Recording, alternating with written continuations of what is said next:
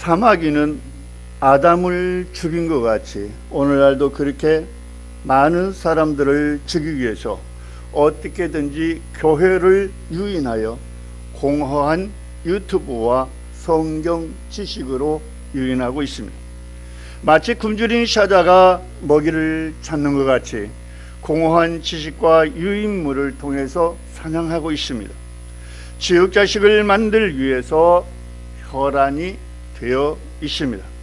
사자의 먹잇감이 되지 않으려면 자기 영혼 속에 사자를 피할 수 있을 만큼 스스로 성장해야 고통의 멍에를 벗어버릴 수 있고 사망의 음침한 골짜기에서도 자유할 수 있습니다. 고통의 멍에를 벗어버리기 위해 기도하지 말라고 당부하는 것입니다. 어려운 순환에서 벗어나기 위해서 기도하지 말라고 당부하는 것입니다. 어려운 환경에서 벗어나기 위해 기도하지 말라고 말씀을 드리는 것입니다.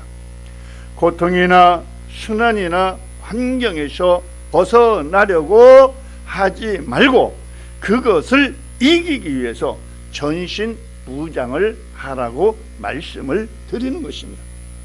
하나님이 우리에게 성령의 검을 주셨습니다. 이 검은 영과 혼과 골수까지 찔러 쪼개는 굉장한 검입니다. 이 검으로 싸워서 이기라는 것입니다. 순환을 주는 것들과 싸우라는 것입니다.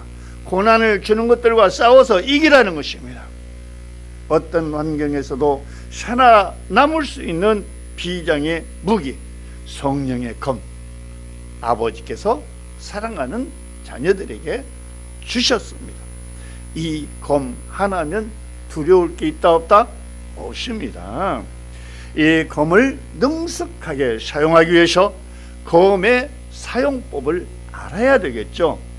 영적인 언어이기 때문에 이해가 쉽지는 않겠지만 듣다 보면 성령께서 깨닫게 해 주시는 것입니다. 귀를 열어줄 것입니다.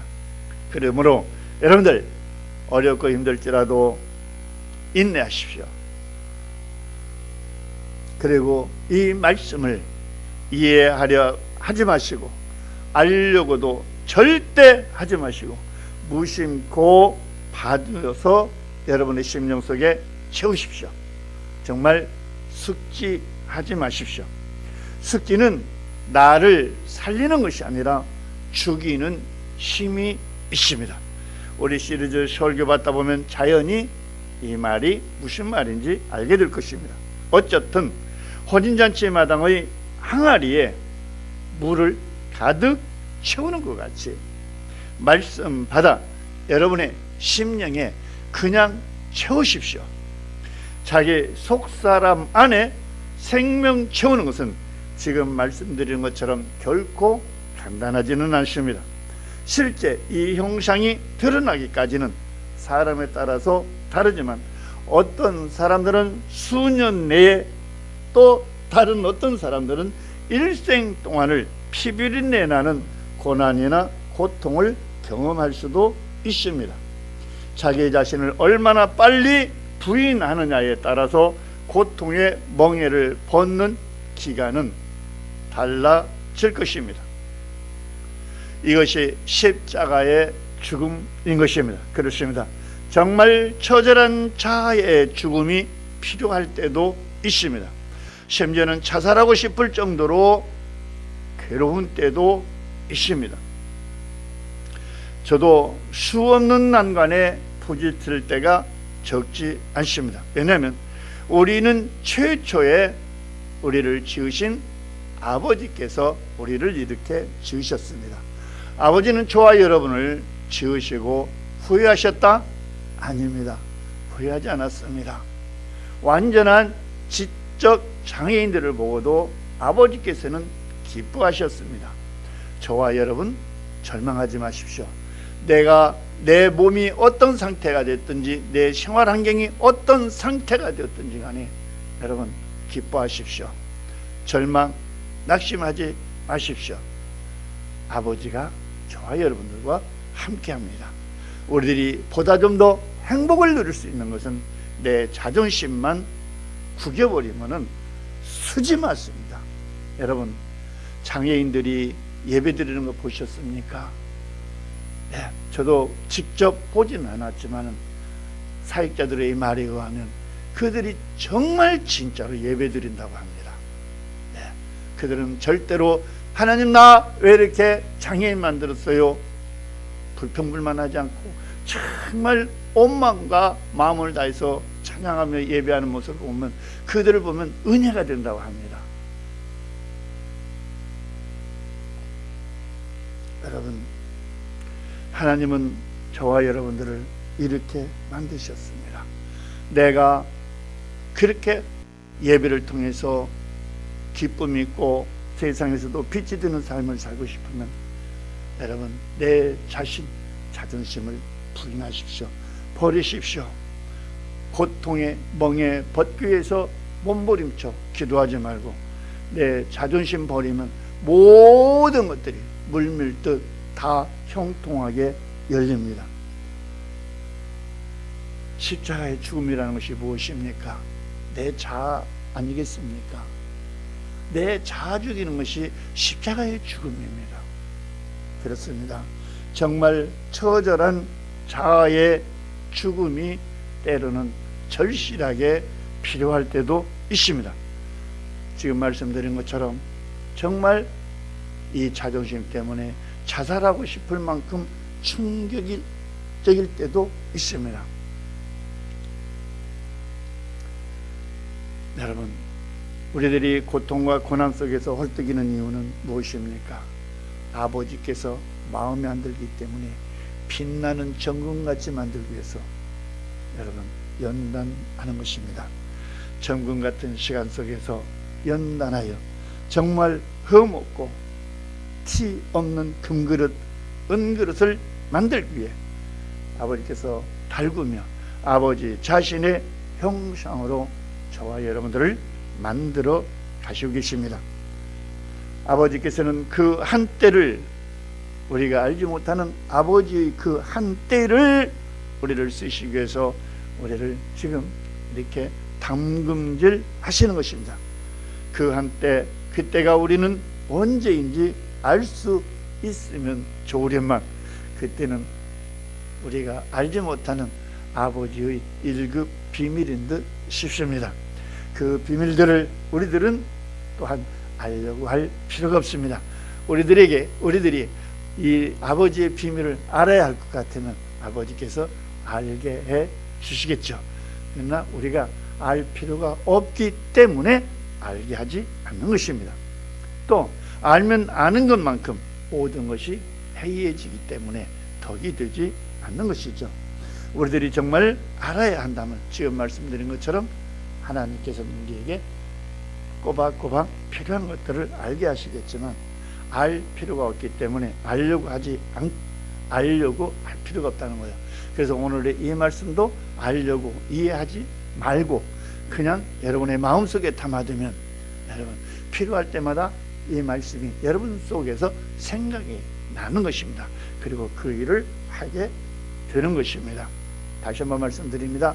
여러분, 하나님의 말씀 알려고 이해하려고 절대 하지 마십시오. 이건 제가 10수년을 살아오면서 경험한 것을 여러분들에게 말씀을 드리는 것입니다. 그리고 사람에게나 하나님에게도 가르치려고 하지 마십시오. 여러분, 하나님 가르치려고 하지 마십시오. 하나님이 우리 수준에 미달돼서 우리들이 하나님 가르치려고 합니까? 가르치지 마십시오. 조종하려고도 하지 마십시오. 우리 교회는 항상 하나님을 비롯해서 모든 어떤 것이든지 다 여쭈어 보라고 여러분들에게 말씀을 드렸습니다. 여러분, 여쭙는 것도 그렇게 자꾸 여쭙지 마세요. 내가 알아야 할 것, 무엇을 해야 할 것은 하나님 아버지가 나보다 더 급합니다. 내가 여쭙지 않아도 아버지가 나로 어떤 일을 하고 싶으면 내게 생각을 주시고 내가 그대로 그때 하면 돼요. 자꾸 묻지 마세요. 묻는 거 좋은 거 아닙니다. 여러분 한번 생각해 보세요. 아기들은 엄마에게 엄마 이거 뭐 어떻게 하고 이렇게 물으면 처음에는 아기가 묻는 게 귀엽고 이뻐서 좋지만 커서도 자꾸 물으면 어떻게 돼요? 이치는 같은 것입니다.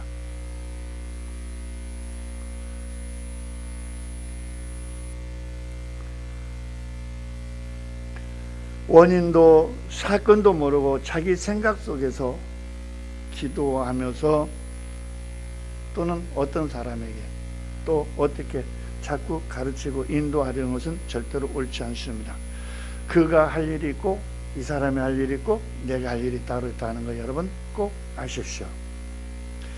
이렇게 하나님에게도 자기 수준에서 하나님을 겁박하면서 응답받으려고 절대 하지 마시고 조용히 하나님께 꼭 필요한 때는 여쭙되 그 원인을 분석해서 스스로 개척하는 해결책을 찾으십시오.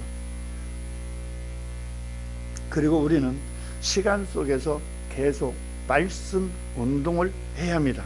그 운동은 무엇을 이해하며 배우고 익히는 인간적인 그런 것이 전혀 아니라 내 속에 채우는 것이 바로 여기서 지금 여러분들에게 말씀드리는 것입니다.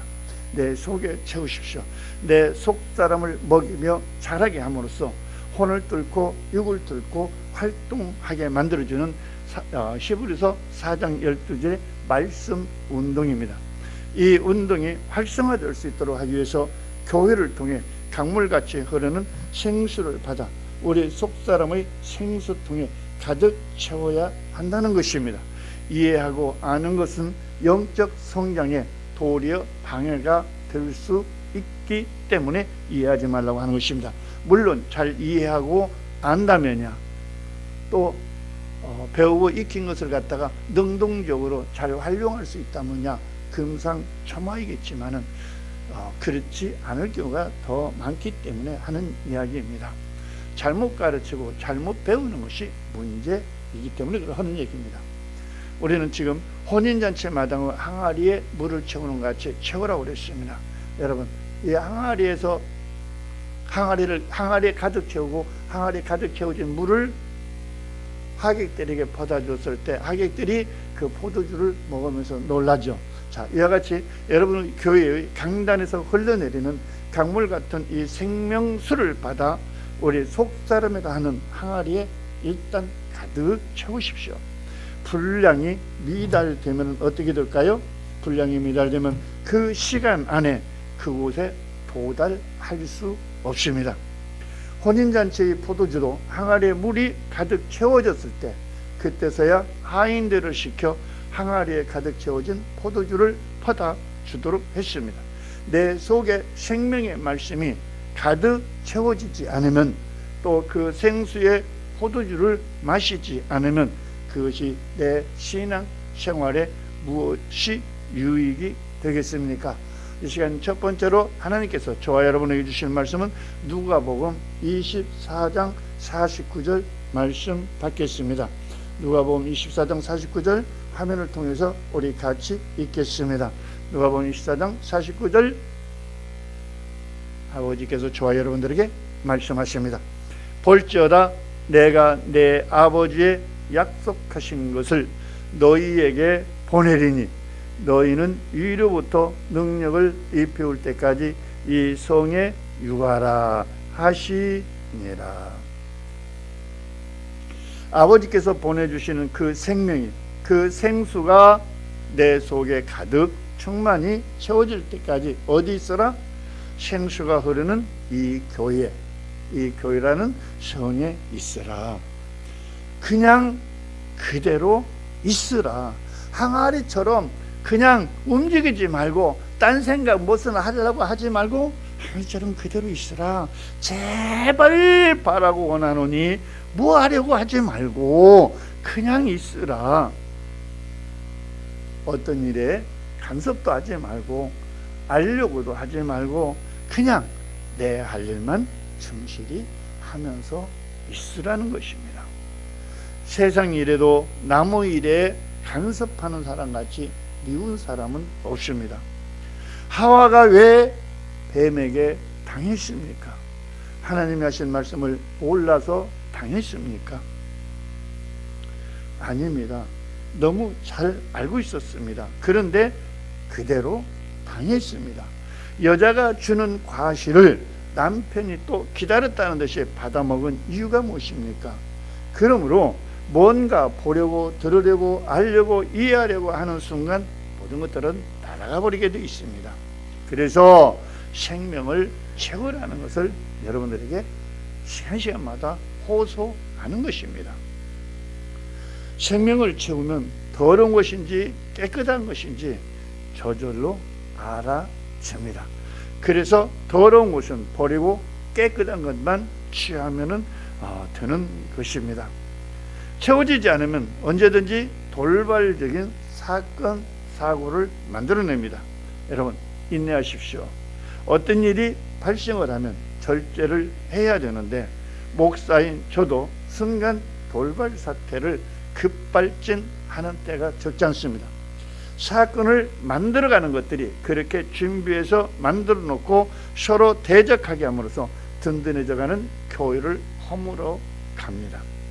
그런 것을 경험하면서 하나님은 장차 있을 어떤 일을 준비하시는구나를 알게 됩니다.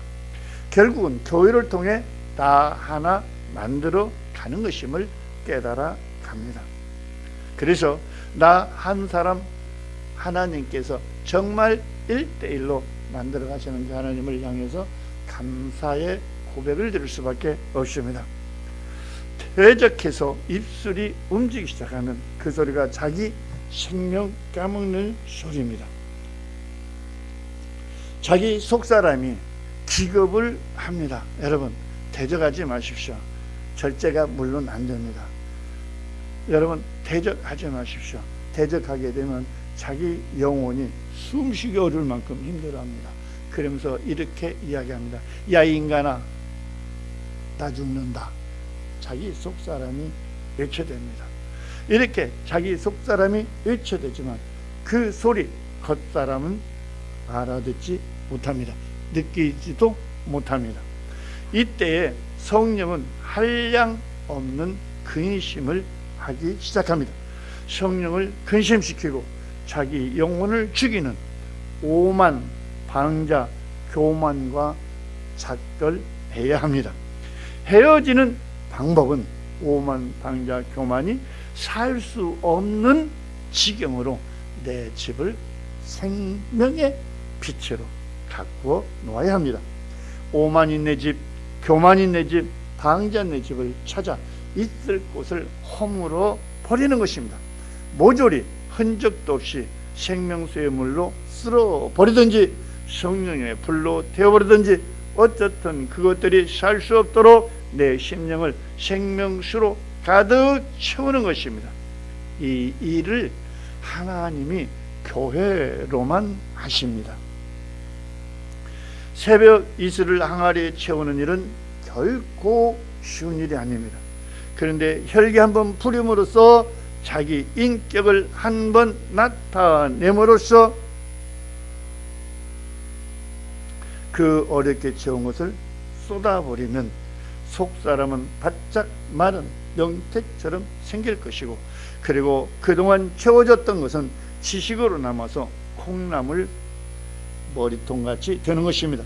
빈 깡통 두들기는 몽학선생이 되는 것입니다. 콩나물 같은 영혼이 되면 좁은 문을 통과하기 어려울 수도 있겠죠. 그래서 거듭나라는 것입니다. 거듭나면은 매력이 있습니다. 그렇습니다.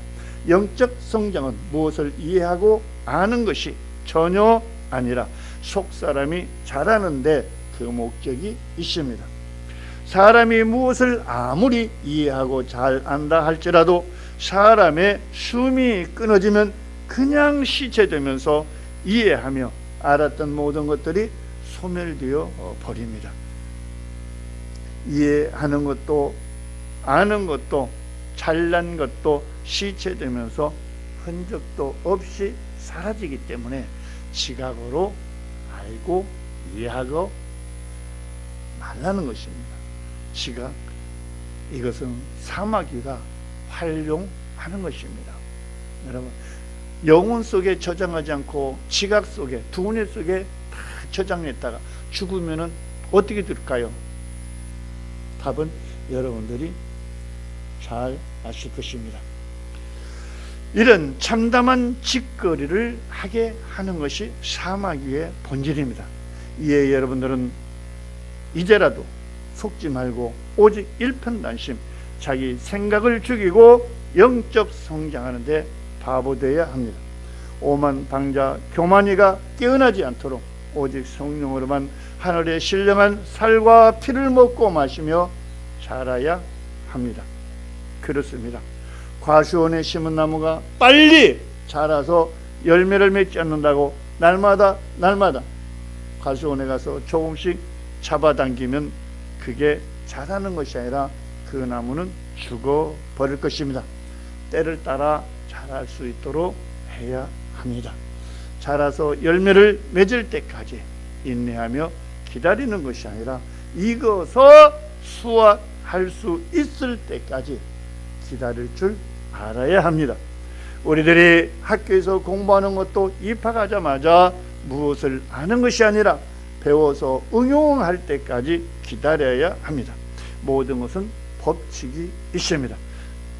경지에 이를 때까지 수련하며 기다리는 것입니다. 하나님도 인내하시면서 우리의 신앙에 도를 재어 보십니다.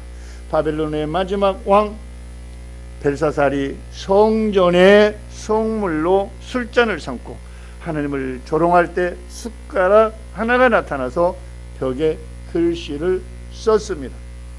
그 글씨를 우리도 이 시간 어떻게 뭐라고 썼는지 다니엘서 5장 25절로 28절의 말씀에서 우리에게 그 글씨를 보여주고 있습니다. 다니엘서 5장 25절로 28절 우리 화면을 통해서 같이 보겠습니다. 다니엘서 5장 25절로 28절 말씀 받고 이 시간 마치도록 하겠습니다. 기록한 글자는 이것이니 곧 메네 데겔 우바르 신이라. 그 뜻을 해석하는데 메네는 하나님이 이미 왕의 나라의 시대를 세워서 그것을 끝나게 하셨다 하며, 데겔은 왕이 저울에 달려서 부족함이 되었다 하며, 베레스는 왕의 나라가 나뉘어서 메대와 바사 사람에게 전파되었다 합니다. 자, 이 뜻은 하나님이 재어보시고 달아보시고 부족하면 쪼개 버리겠다는 것입니다. 주신 축복을 빼앗아 버리겠다는 것입니다. 이렇게 하나님은 복을 주시기도 하지만 주신 복을 빼앗기도 합니다. 그러므로 한 번 구원은 영원한 구원이라고 성경에 없는 말을 함부로 하지 마시고 미달되지 않는 부족함이 없는 정직한 신앙생활로 생명체와 충만해야 합니다. 교회 다니는 것에 절대 만족하지 말아야 합니다. 이 말씀은 다음 시간에 이어서 말씀을 받도록 하고 오늘 시간 여기서 마치겠습니다. 기도합니다.